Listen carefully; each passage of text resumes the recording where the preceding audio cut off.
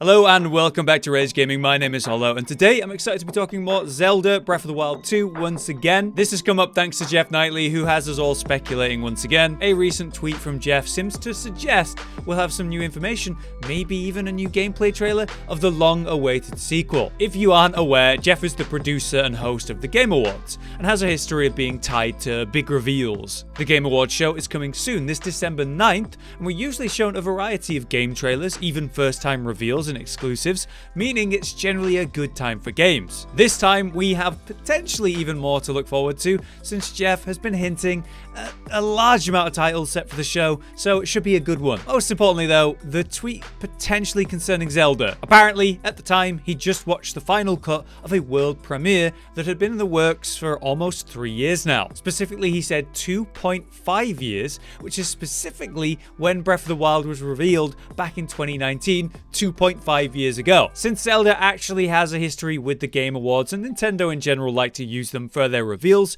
people are hoping that, hey, it could be that, and things do align pretty well. The game should be largely developed at this point, and it's believed that they're actually withholding information they could share with us, like its official title. Last year, Nintendo were at the Game Awards to reveal Sephiroth for Smash Bros, so maybe this year it's Breath of the Wild. If it was though, we'd be hoping for more detail on the new gameplay features, a lot of answers to the many questions, the world and how it's going to work, the difference between our familiar Breath of the Wild 1 Link and the Sky Link, and hey, what's the actual title of the game? Maybe, just maybe, an actual release date as well, rather than a release window. That would be really nice. As we wait the last days before that Game Awards then, and hopefully the reveal, let's talk about what we do know about Breath of the Wild 2 so far, to recap and refresh ourselves, and also talk about what the speculation currently is. Alright, so we have so far just 2 trailers for Breath of the Wild. The original E3 2019 cinematic trailer, which was just a cinematic that we got to see, which was a,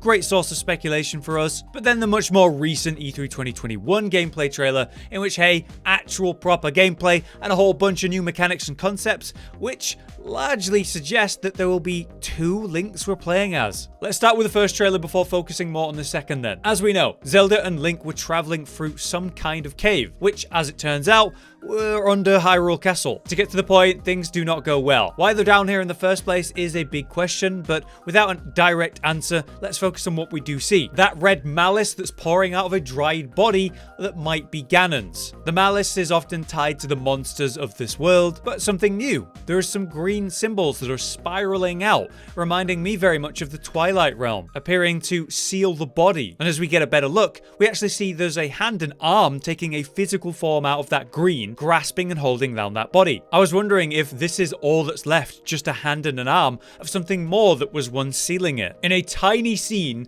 we see Link and his arm glowing in that same green, seemingly combining. As we know, Zelda does fall down as the ground crumbles, but Link, on the other hand, seems to be saved by that same green hand grabbing onto his forearm, wrapping around it. That's when we watch the potential Ganon wake in full, and that malice is sort of pouring out everywhere, and the final shot of Hyrule Castle where it's raising up into the sky. For full speculations on this topic and this cinematic, then you can check out my original video, but to keep it concise here, I think some kind of power was sealing Ganon, possibly tied to the Twilight Realm. It's faded enough now for Ganon to break free, and maybe that's why we came down here in the first place, because we know it was fading. Ultimately, things go wrong, Ganon is freed, and the remaining power helps Link, leaving Zelda to fall instead. Why Hyrule Castle, and also, as we learned in later interviews, other parts of Hyrule are raising up into the sky, it's hard to say. It could be that these events are what take place before the events of Skyward Sword story. But it should make for a very interesting shift in the Hyrule region that we played in the original, giving us a totally new area to explore in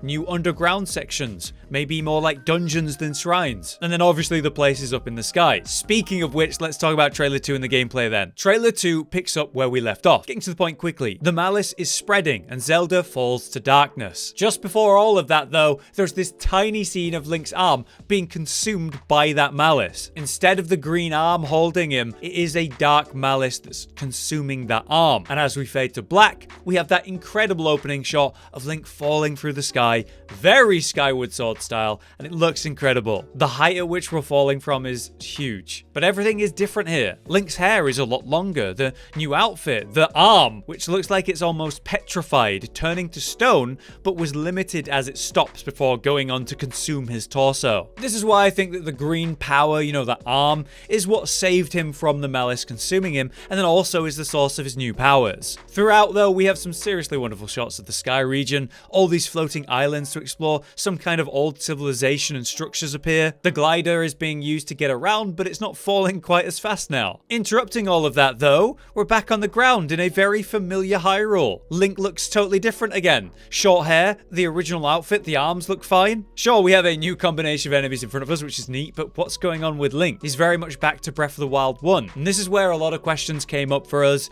and the main theories started to begin. Could we be going back in time, swapping between a current timeline and a long ago timeline where maybe we're up in the sky? Or maybe it's the opposite. Maybe Skylink is current time and Ground Link is the past. And where is Zelda in all of this? A hope and theory before trailer 2 was that maybe Zelda could be playable in this game. And some people think that either Ground Link or the Skylink is actually Zelda, like one of those is Zelda. But I'm not so sure. I would really like it if it were true though. Anyway, we go on to get a better look at Link's arm during that combination moment. The golden rings that adorned the arm where it sealed Ganon are now actually wrapped tightly around Link's arm in a more patterned way. At no point do we see those like golden links or green around his arm though in, you know, the Skylink version or the Ground Link version. In that moment, you see that the links are lighting up in green, and you can see that the hand, the nails are actually longer. Not quite as long as the green arms were, but certainly more than, you know, Link's regular hand. As I said, I think that arm is the provider of Link's new power, but we'll get to that later. First up, some familiar mechanics with new features on the ground. First, the Sheikah Slate style power that's been enhanced somewhat, the new stasis upgrade. Using stasis to not stop time,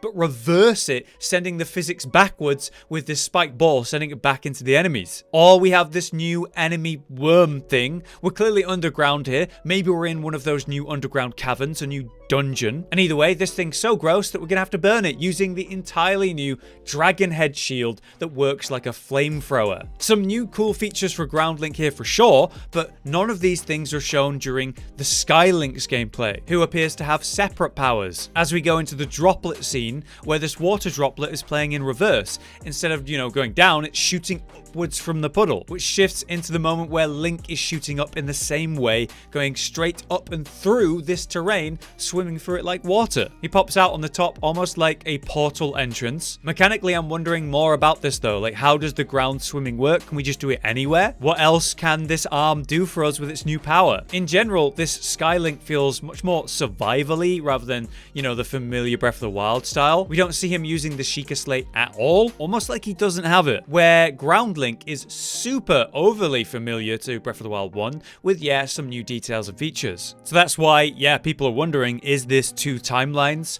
Maybe one of them is Zelda? What's actually going on here? How is this working? Anyway, Hyrule Castle is not looking so good again. That poor place cannot catch a break, and we're left with a lot of questions but only one vague answer: the release date, which is set for 2022 at that time. But there's your recap. What are you thinking? I think the source of that new power surely is the green arm combination.